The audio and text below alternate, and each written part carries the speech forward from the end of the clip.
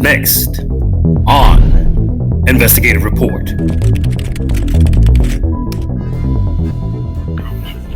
Fleeing Putin's war. A conscript's mission to flee the draft. As Russian President calls for an additional 300,000 reservists for the war in Ukraine, he faces a backlash and desertion rate that threatens his hold on power. Russian wives and mothers of conscripts encourage their sons to run and not give their life for this war. Because of this, there has been a mad dash for airports that has not let up since the initial call-up. Conscripts openly test the Russian government by fleeing to neighboring countries such as Georgia, Mongolia, and Kazakhstan.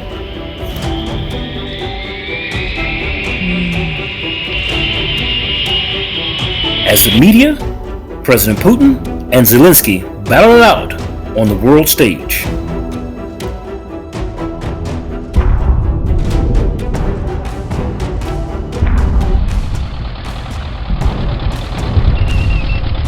And now, fleeing Putin's war, a conscript's mission to flee the draft.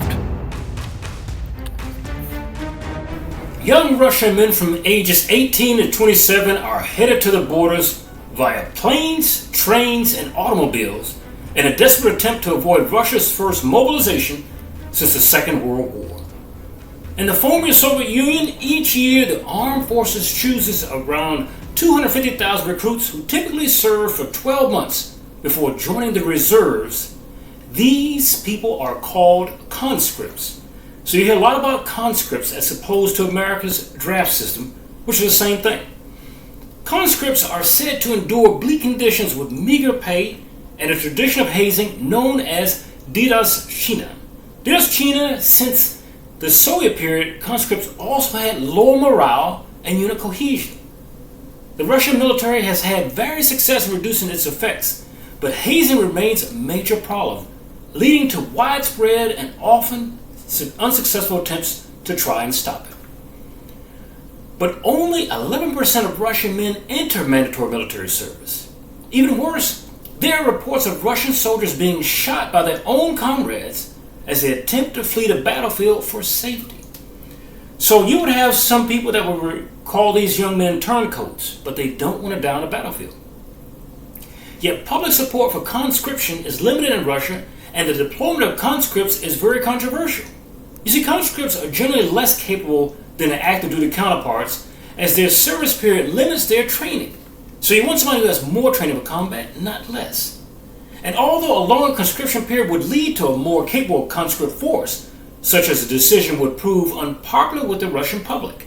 They don't like it any more than we do. Thus, when used, conscript service members are generally seen in roles requiring less tactical and technical expertise, like logistics, which has already proved a key sticking point in Russia's advance across the country of Ukraine. Furthermore, the use of conscripts in active combat will impact wide swath of Russian families and is likely to draw a negative reaction from the broader public as casualties grow. During the Soviet-Afghan War in the 1980s, Soviet leadership was so concerned about the public outcry over casualties and about denying the realities of war that it sent home soldiers killed in action sealed in zinc coffins. The comparison is unlikely to be far from anyone's mind. The same is said to be for conscripts. They're not in war, but actually they are. Clearly, domestic pressure is already strong enough that the Russian government felt it had to admit that conscripts were in Ukraine. As recently as last 3 weeks ago, Putin promised that no Russian conscripts were being used in the war against Ukraine. But just 1 day later, the Ministry of Defense publicly confirmed that there were Russian conscripts in the country of Ukraine, and that some had been taken prisoner. The Russian government then vowed to return all of them home and prevent their further deployment. And earlier this week, Ukrainian President Volodymyr Zelensky appealed directly to conscripts to surrender in a speech about halting the conflict. So instead of going to the Russian government, go to the soldiers that are attacking your country. Now, not only has this war not gone the way Putin expected it, but has led to reverse results anticipated. Typically, we see men as well as women fleeing a combat zone from an attack such as Ukraine, but never really fleeing the country that is preparing to attack one. In fact, no one has seen numbers higher of men fleeing forced draft since the Vietnam War. During the Vietnam War, Canadian immigration statistics show that 20 to 30,000 draft-eligible American men, known as conscientious objectors, came to Canada in an attempt to avoid sure death from a very unpopular war. In Russia, we see parallels to that conflict.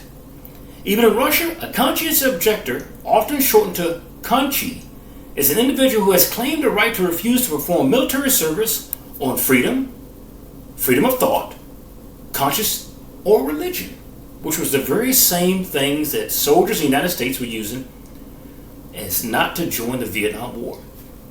Unpopular wars represent nothing but death and unwarranted destruction are typically the impetus of a young man's need to run in the opposite direction. Still, no one has ever seen these numbers that we're seeing now coming out of the Soviet Union.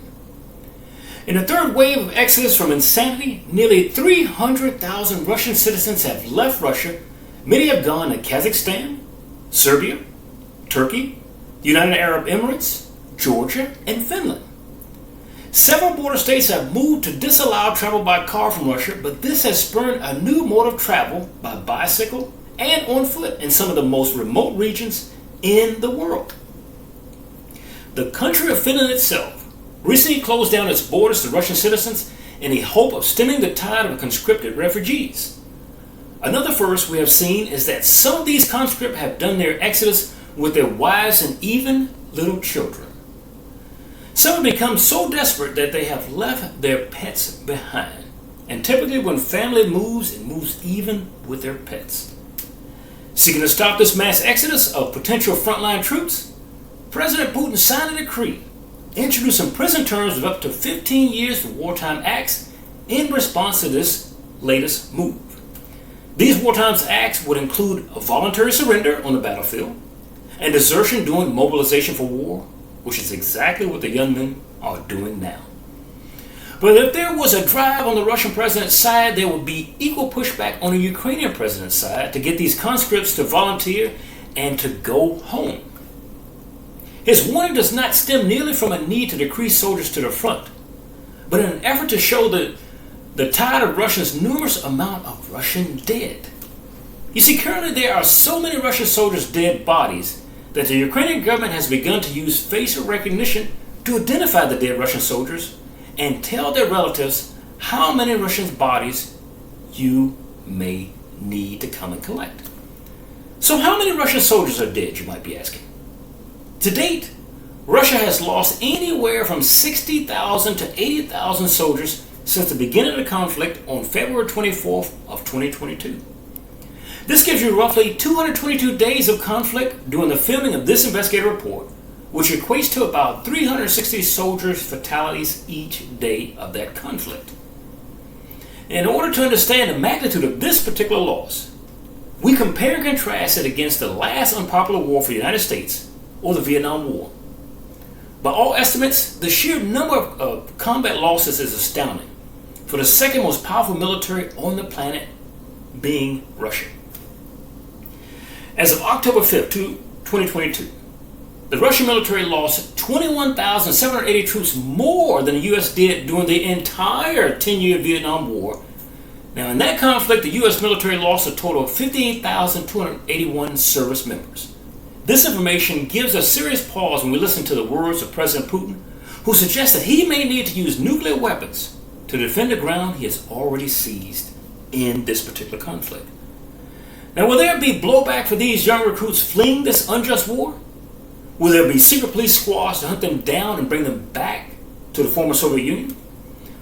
All indications at this point are no. Either way, international law dictates that politically and legally they must be given protection, even if they are fleeing their host country.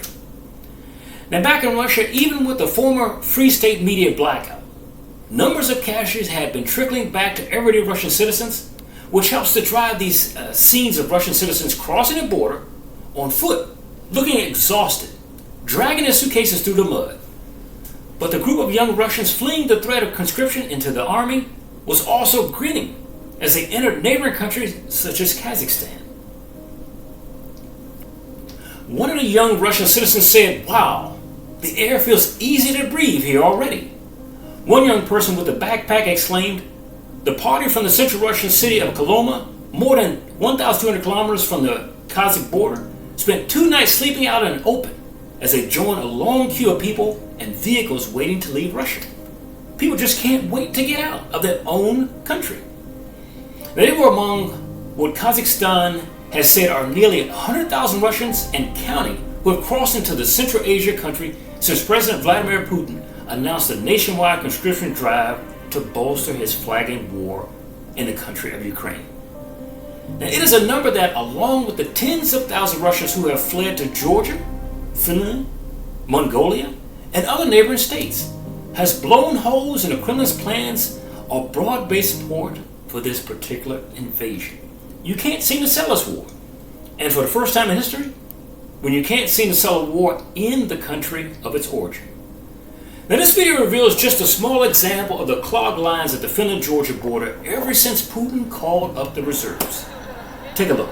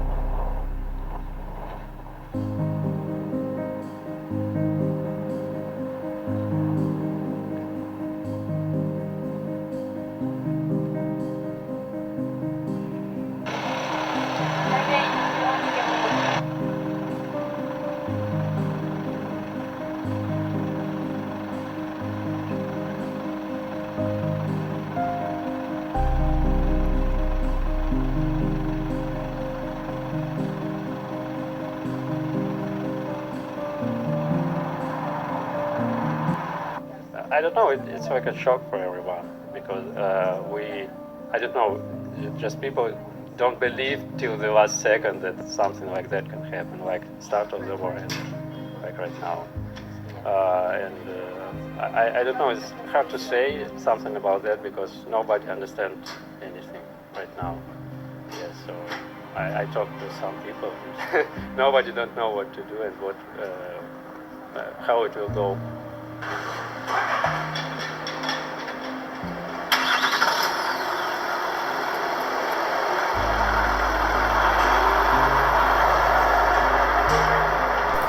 That video also illustrates the dramatic brain drain out of Russia. Of the 17 Russians who spoke to the Financial Times for this story in the Kazakh border city of Oral, almost all were young professionals, computer programmers, lawyers, bloggers, bar owners who dropped everything on September 21 when the draft was announced and rushed to leave that country. They have flooded into Oral, a trading city of about 200,000 people, filing its many forms that's needed to change over citizenship or just to stay there. They went to hotels, hostels, and summer camps. Many of the new arrivals have slept on floors of mosques, churches, gyms, and cinemas.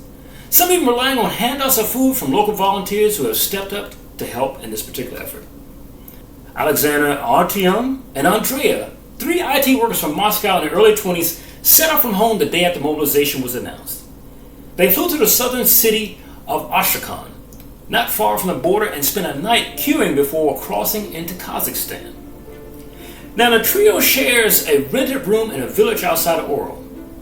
Though they miss their families and have to get used to more rural life, including an outside toilet and a slow internet, they are upbeat and grateful to their hosts, and relieved to be out of Russia, where they could have been forced to join a war they completely oppose. Alexander, and a developer, said he did not think twice about leaving after mobilization was announced, even though he now has to look for a new job in a new country. He says, "I had 3 options: prison, the front lines, or Kazakhstan. The decision was obvious," in his own words. Now, most of their friends felt the same way. He said, "We have this group photo of our friends we took at New Year's. There are about 12 people on that picture. Right now, only 2 of them are still in Russia," Alexandra said. Though Putin has claimed now that the draft would not affect students, IT workers, and other categories of people, many of those fleeing were not taking any chances. If the government reneged on most other things, they thought it could not be trusted even in this occurrence. One said, "All I had to do was imagine that I'd be sent to the front line, to fight on the side I don't agree with. And the motivation was there to set off to the border straight away." And this was Vadim. He is age 20, a Moscow film student, as he placed alone at Canteen and Opton's camp in Oral. Now, normally a summer school for children, Opton now provides temporary accommodations for incoming Russians. Vadim, who spent a night sleeping rough on the Russian side of the border, is staying in one of 12-bed dorm rooms. They're willing to give up the life they left behind, any money, a job, or hopes for the future, just to flee the Russian leadership. He said he hoped to make it to Georgia, where he has friends, and he also hoped his father, who had done military service, is all up for the move as well. He wants his family to leave the country. Now, in relation to this mass exodus, Uzbekistan said it has no plans to deport Russian citizens who are fleeing en masse to Central Asia to evade conscription amid Moscow's military campaign in Ukraine. Hundreds of thousands of men, some with families, have left Russia since President Vladimir Putin ordered a partial mobilization 2 weeks ago. Many headed, like I said before, to Uzbekistan, Kazakhstan, and other Central Asian former Soviet republics. As of September 2020, conscription was only mandatory for males aged 18 to 27. The members of the State Duma, or Congress in that country, have at times suggested including females, but such proposals were not adopted, any more than they were to allow females to be in a draft in the United States of America. Now, prior to the official announcement, reports of their presence had been circulating in Russia, and while information out of Ukraine is hard to decipher, text messages to mothers and recordings of soldiers crying on the front lines had surfaced. Videos of Russian prisoners of war suggest that at least some did not know they were going to fight in Ukraine. And there are reports of low morale among Russian soldiers more broadly. Within Russia, the advocacy group Committee of Soldiers raised concerns that conscripts were being forced to sign contracts at the border, a practice reportedly used by Russia and Ukraine in the year 2014. So this is not the first time that this particular practice has been done. And seems like history repeats itself. We're going back into the same war. Now, if purposeful, the Russian military's use of conscripts, despite all these drawbacks, is an indication of how easy they thought the campaign would be. Conscripts are not often found in elite units, and early assessments of Russian operational plans suggest that select units were expected to secure areas quickly and without much resistance. So they thought that just the fear of a massive military was going to make the country of Ukraine roll over, just like it did in Crimea, but it never manifested itself. However, with the Ukrainian military's unexpected performance, Russia has had to push more units into combat, and it is unlikely it would have used conscripts if they did not think they were necessary. Thus, their involvement could also be a sign that attempts to fill military personnel needs with contract soldiers have failed. So, if you can't get people to do it voluntarily, you can force them to do it. If, as the Russian government has suggested, their employment in Ukraine was accidental, this reflects poorly on Russia and the command leadership, as well as severe personal control issues within the Russian officer corps. The situation also suggests the degree to which Russian officials must have assured and assumed that they could control domestic discourse. While the Kremlin does control most media messaging and has increasingly tightened its grip on the information space, bad news from the front is hard to hide. And when mothers are unable to reach their sons, or when they start coming back with injuries or in coffins, these realities of war may fuel anger among the Russian population, just as it did during the Soviet-Afghan War. And that was the last conflict where Soviets lost in great numbers. Now, the Russian government is thus constrained. With the war more difficult than anticipated, it needs more personnel in combat and support roles. However, if it continues to use conscripts, especially in large numbers, this could be seen as a sign of increasing military desperation. pushing more conscripts into Ukraine or using them after promising to bring them home doesn't just mean that the Russian military is sending less capable forces to the front. It also risks raising the human cost of war back home, potentially leading to further public outcry as the Russian population may realize that they were lied to from the beginning. Whatever the reason for their deployment, the use of Russian conscripts in the war in Ukraine reflects poorly on the capability and readiness of the Russian military for this particular conflict.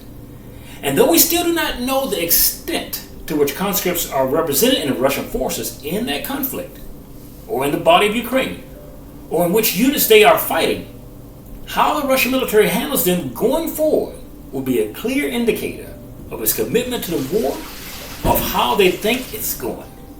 While many of those who fled Russia in the immediate aftermath of February invasion had jobs or family ties, this helped them relocate. Many of them arrived this week and had no concrete plans for the future. Some did not even have passports, as Kazakhstan is one of the few countries that left Russia enter on their basic identity documents. Now, most countries they initially fled to by plane were very expensive. Airline tickets were going for almost 100%, up to 1,000% what they were the day before. Now, Alexander 32 left his life in the city of Brzezinsk when news of the mobilization came through. The only goal, he said, was to cross the border. And he did. He explained that his former wife and 2 children lived not far from the front line in southern Ukraine, raising the horrifying prospect that he would be forced to fight on the opposite side of them. And who wants to target their own family? One thing was clear. He would not be going home. Return to Russia? Not during this government, he said. Not during this government. For the Investigative Report, this is Charles Rivers. Thank you for joining us.